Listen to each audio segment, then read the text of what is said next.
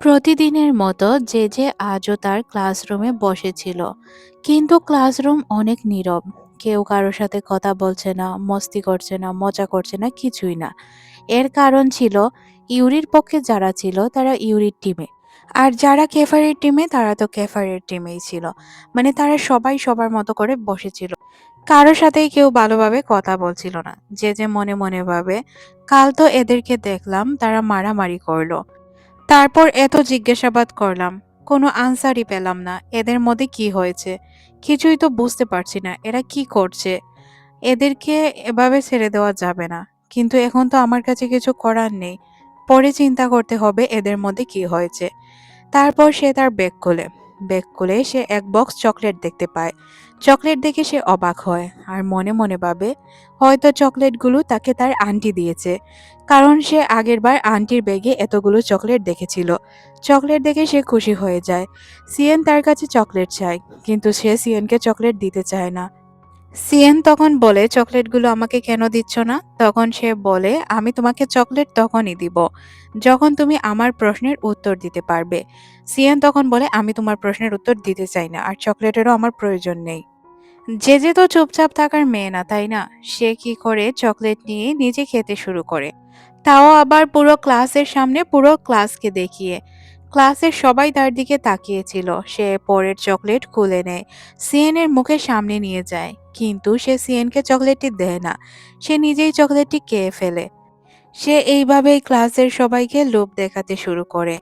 কেইফার তখন তাকে টেক্সট করে জানায়, কি করছো এসব? বন্ধ করো। ক্লাসের সবাইকে কেন এত লোভ দেখাচ্ছ?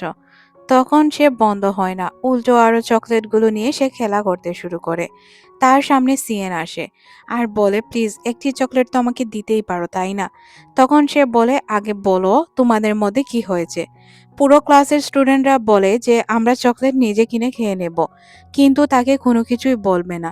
যে তখন বলে, সিয়েন আমাকে বলে ফেলো, তাহলে আমি তোমাকে সবগুলো চকলেট দিয়ে দিব।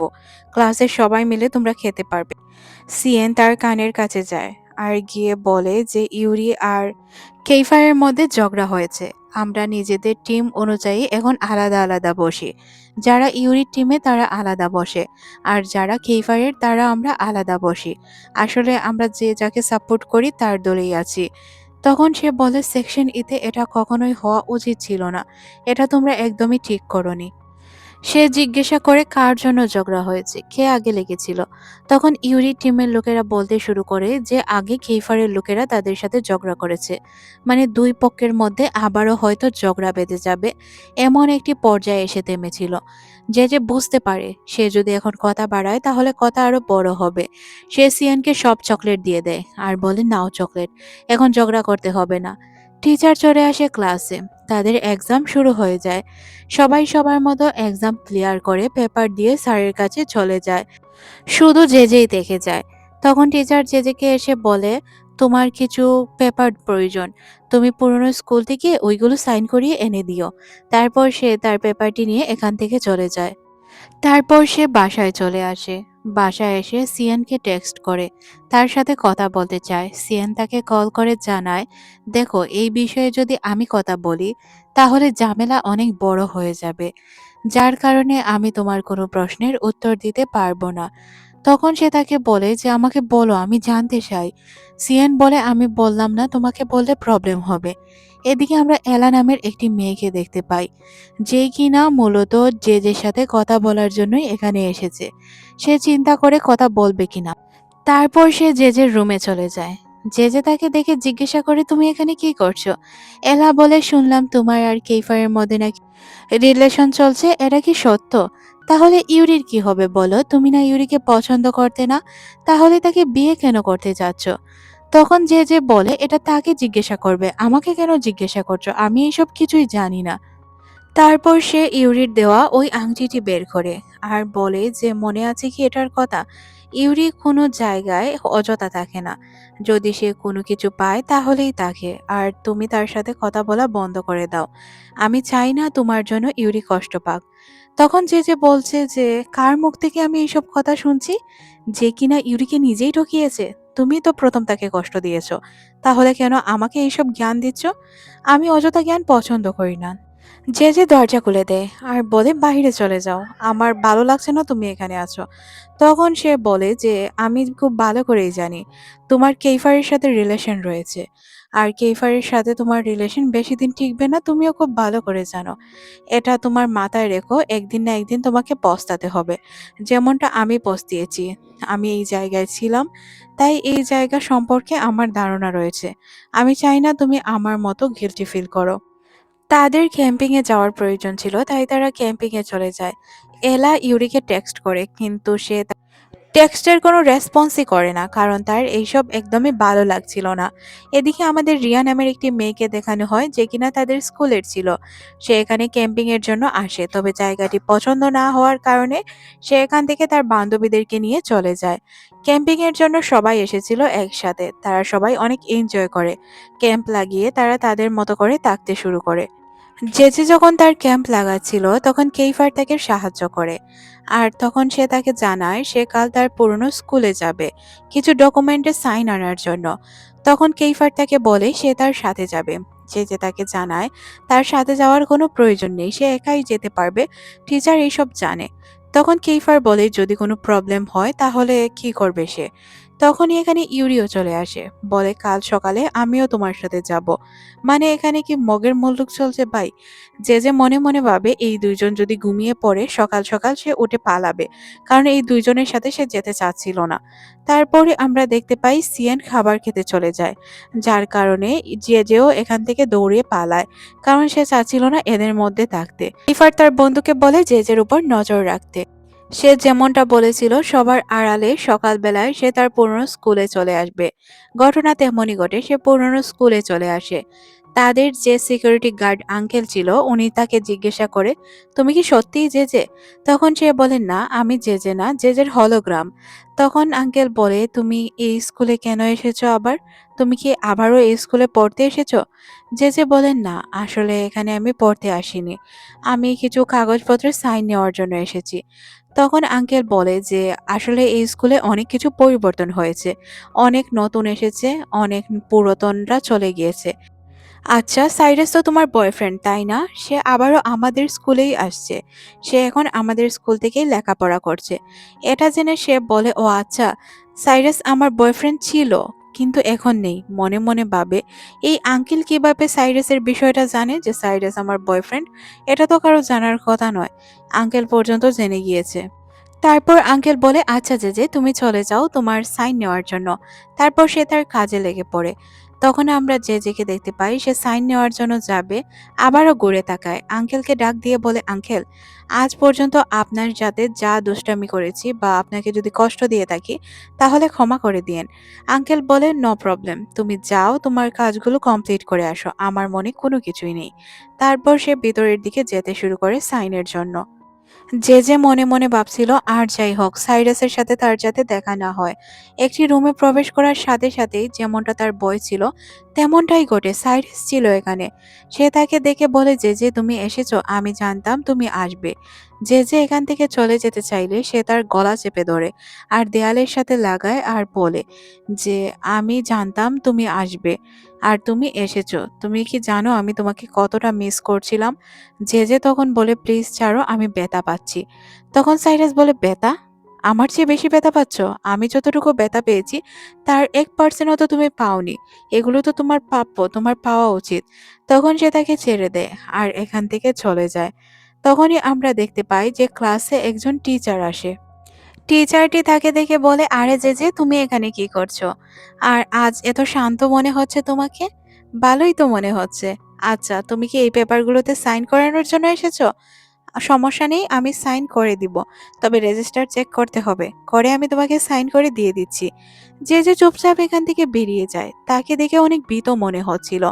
তখনই আবার তার সাইরাসের সাথে দেখা হয়ে যায়। সাইরাস তাকে আটকালে সে সাইরাসকে উল্টো থাপ্পড় মেরে বসে, কারণ সে অনেক রাগান্বিত ছিল।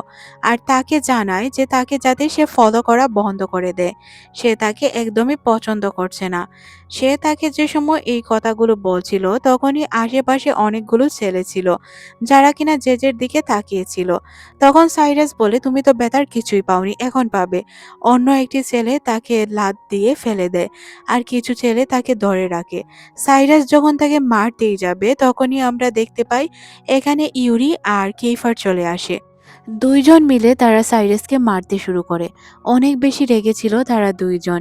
এদিকে আমরা জেজেকে দেখতে পাই, তাকে যেহেতু অনেকগুলো ছেলেরা ধরে রেখেছিল, সে নিজের জানের শক্তি লাগিয়ে এদের কাছ থেকে ছাড়া পায়।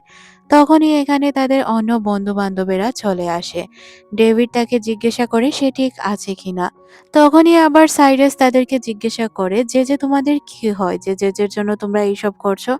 তখন এখানে সবাই বলে যে আমাদের ক্লাসমেট, বন্ধু, ফ্যামিলি মেম্বার। তোমার কি আর কোনো কিছু জানার রয়েছে? তখন ইউরি এসে বলে সে আমাদের জান। তখন আমরা দেখতে পাই কেইফারকে, যে কিনা বলে যে আমার। তখন সে বলে তাহলে তোমরাই আমার সাথে তাকে পিক ওঠানোর জন্য পাঠিয়েছিলে? সে তো আমার সাথে অনেক ভালো ভালো পিকচার উঠিয়েছে। তখন এখানে কেইফার তাকে মারতে শুরু করে, যে তাকে আটকায়। কেইফার জিজ্ঞাসা করে আটকালে কেন? সে তখন তাকে জানায় কিছুদিন আগেই সে হসপিটাল থেকে এসেছে, তাকে আবার হসপিটাল পাঠানো উচিত হবে না। তার বন্ধুরা হাসতে শুরু করে। তারপর আমরা তাকে দেখতে পাই যে কিনা জেজেকে কোলে তুলে এখান থেকে নিয়ে যাচ্ছিল, আর সাথে তাকে কিসও করে। এটা দেখে ইউরির অনেক বেশি খারাপ লাগে। সে কিছু বলতে পারে না। তারপর তারা ক্যাম্পে চলে যায় সবাই মিলে। যে যখন ক্যান্টিনে খাবার খেতে আসে তখন তার সাথে ডেভিডও চলে আসে। সে তার পাশেই বসে আর তাকে জিজ্ঞাসা করে কি করছে। সে তখন কিছু বলে না। ইউরি তার সামনে এসে বসে আর বলে যে সে কেন হসপিটাল যায়নি। সে বলে তার তেমন কিছু হয়নি, তাই সে এটা নিয়ে ঝামেলা করতে চায়নি। কিছুক্ষণ পরই আমরা কেইফারকে দেখতে পাই, সে তার জন্য খাবার নিয়ে আসে আর তার পাশেই বসে পড়ে আর বলে তাকে খাবার খাওয়ার জন্য। যদি সে খাবার না খায় তাহলে তাকে হসপিটাল নিয়ে যাবে। ডেভিড এখান থেকে উড়ে চলে যায়। কেইফার গিয়ে তার কাছেই বসে আর তাকে বলে যে সে যেন আজকের পর থেকে কোথাও একা না যায়। তখন যে বলে যদি সে একা যায় তাহলে কি হবে। সে তখন তাকে উত্তর দেয় কি হয়েছিল মনে নেই, তাহলে সে কেন একা আবারও যেতে চায়। তার সাথে যে কোনো সময় যে কোনো কিছু হতে পারে। এর আগের বারও তো সে হসপিটালে ছিল, আজও হয়তো সে হসপিটালেই থাকতো যদি তারা সময় মতো না পৌঁছাতো। এখানে সে বলে যে সে একাই যাবে, কিন্তু কেইফার বলে তার একা যাওয়াটা অনেক রিস্কের হয়ে যাবে। সাইরাস আর তার সাথে কি করেছে এটা কি তার মনে নেই? তখন সে বলে সাইরাস আজ হসপিটালেও হতে পারে। যে বলে সে কিছুদিন আগে হসপিটাল থেকে এসেছে, আবারও হয়তো সে হসপিটালেই আছে। কেইফার বলে সে কিছুদিন আগে হসপিটাল থেকে এসেছে এটা তুমি কিভাবে জানতে? তুমি কি তাকে দেখতে ওই জায়গায় গিয়েছিলে? যে বলছে কি বলছো? আমি তাকে দেখতে ওই জায়গায় কেন যাব?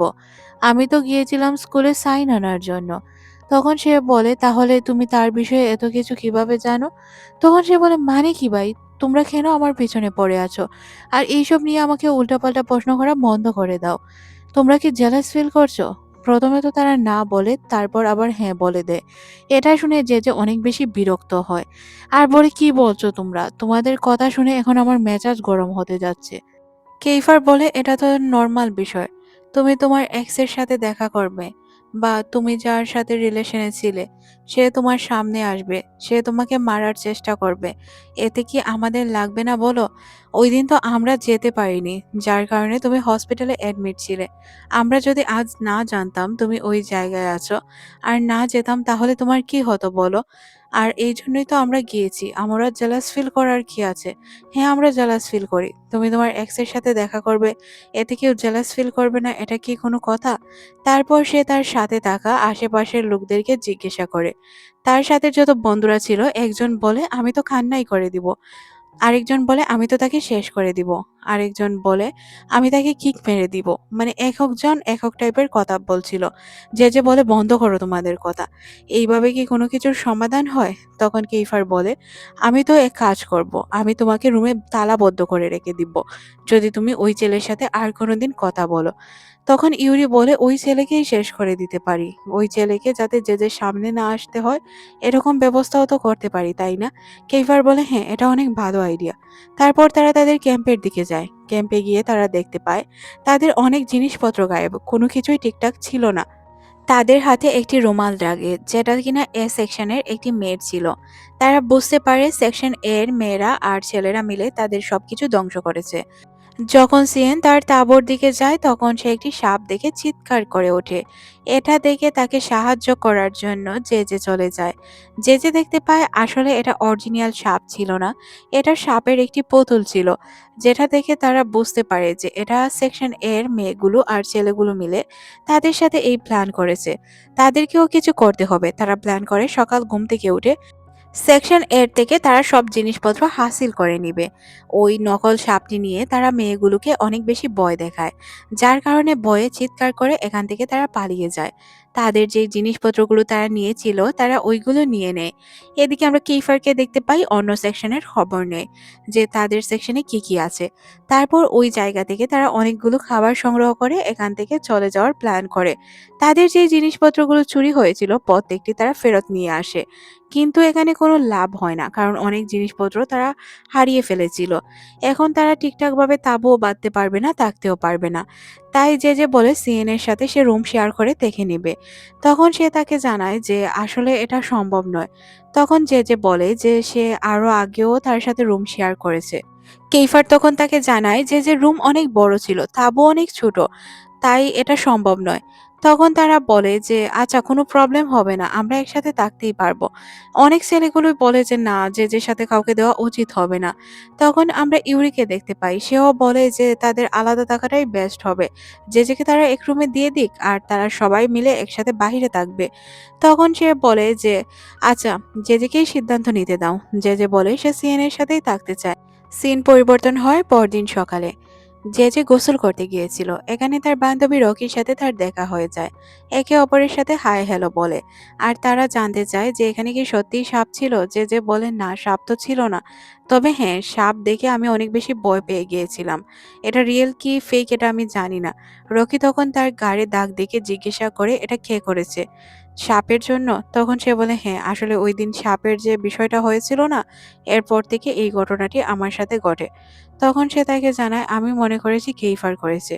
সে বলে তোমরা সবসময় এটা কেন মনে করো কেইফার আমাকে ব্যথা দিতে পারে বা সে আমাকে কষ্ট দিবে? তখন তার বান্ধবী বলে কারণ কেইফার আগেও এইসব ঘটনা ঘটিয়েছে, তাই আমরা সন্দেহ করছি সে হয়তো এমনটা করতে পারে।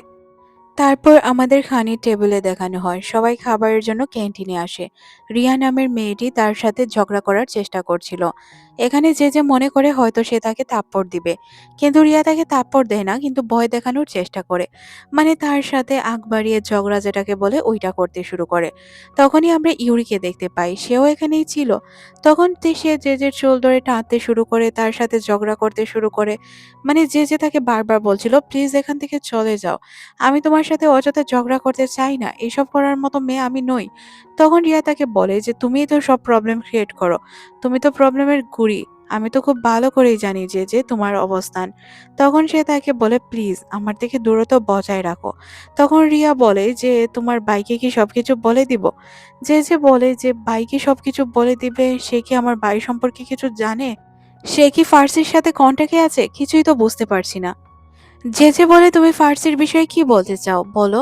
রিয়া তখন বলে শুধু ফার্সির বিষয়ে? আমি শুধু ফার্সির বিষয়ে বলবো এমন নয়, তোমার বন্ধুদেরকে জিজ্ঞাসা করো তারা আমার সাথে কি কি ঘটনা ঘটিয়েছে। তোমার ভাইকে জিজ্ঞাসা করো তারা আমার সাথে কি করেছে। তারা যদি আমার সাথে এইসব না করতো তাহলে কেন আমি তোমার সাথে এইভাবে কথা বলি? তখন সে বলে কি ঘটনা ঘটেছে আমাকে সবকিছু খুলে বলো। তখন সে কোনো কিছু না বলেই এখান থেকে চলে যায়। তারপর সে কেইফার আর ইউরিকে জিজ্ঞাসা করলে তারাও তাকে কিছু বলে না, বলে পরবর্তীতে বলে দিবে। যে তখন তাকে জানায় যে সবকিছু তাকে এখনই বলতে হবে, তার কি জানার অধিকার নেই? কেইফার বলে পরে বলবো। এতে সে অনেক বেশি রাগ করে আর বলে তোমাদের কোনো কিছুই বলতে হবে না, তোমাদের যে জায়গায় যেতে মন চায় ওই জায়গায় যেতে পারো, আমি আর প্রশ্ন করব না। যে অনেক রেগে যায়, সে এখান থেকে বাহিরে হাঁটতে শুরু করে। তখনই সে কারো কান্নার আওয়াজ শুনতে পায়। কান্না অন্য কেউ না, রিয়া করছিল। যখন সে রিয়াকে দেখতে পায়, তার কাছে যাওয়ার চেষ্টা করে। তখন রিয়া বলে তুমি তুমি কেন আবার এখানে এসেছো? আমি তোমার সাথে কথা বলতে চাই না, ঝগড়া করার মুড নেই আমার। তখন সে বলে আমি ঝগড়া করার জন্য নয়, তোমার কাছ থেকে কিছু জানার জন্য এসেছি। কি হয়েছে তোমার, আমাকে বলতে পারো। তখন সে বলে যে অতীতে আমার বয়ফ্রেন্ড যখন ফার্সি এখান থেকে চলে গিয়েছিল, তখন আমি একা হয়ে যাই, অনেক বেশি কষ্ট পাই। তাকে ছাড়া থাকতে আমার অনেক বেশি কষ্ট হতো। তখন আমার জীবনে ইউরি আসে, সে আমাকে প্রায়োরিটি দিতে শুরু করে, আমার সাথে কথা বলতো, সময় কাটাতো। তাকেও আমার ভালো লাগতে শুরু করে। এইভাবে আমরা রিলেশনে জড়াই। কিন্তু তার যা প্রয়োজন ছিল ওইগুলো পাওয়ার পর সে আমাকে ছেড়ে চলে যায়। তারপর কি হলো? তারপর কেইফার আমাকে সময় দিতে শুরু করলো। আমাকে রানীর মতো রাখতে শুরু করলো। অনেক ভালো, ভালো কথা বলতো। সে সবসময় বলতো আমাকে ছেড়ে কোথাও যাবে না, কখনো যাবে না। কিন্তু একসময় এমন হলো যে সে জানতে পারে আমি ইউরিকেই এখনো ভালোবাসি। ইউরিকে ভালোবাসি এটা জানার পর সে আমাকে মারতে শুরু করে। অনেক বেশি টর্চার করে আমার উপর। তারপর আমি অন্য ছেলেদের সাথে মিশতে শুরু করি। এইভাবেই আমার জীবনটা ধীরে, ধীরে ধ্বংস হয়ে যায়। আর কেইফারের চোখে আমি একটি বাজে মেয়েতে পরিণত হই। আমাদের ব্রেকআপ হয়ে যায়। সে বাজে বা আমি বাজে এটা বিষয় না। কিন্তু ব্রেকআপ হয়েছিল এটাই বিষয়। তার সাথে কথা বলার চেষ্টা করে যে, তাকে জড়িয়ে ধরার চেষ্টা করে। কিন্তু সে তাকে কোনো পাত্তা না দিয়ে এখান থেকে চলে যায়।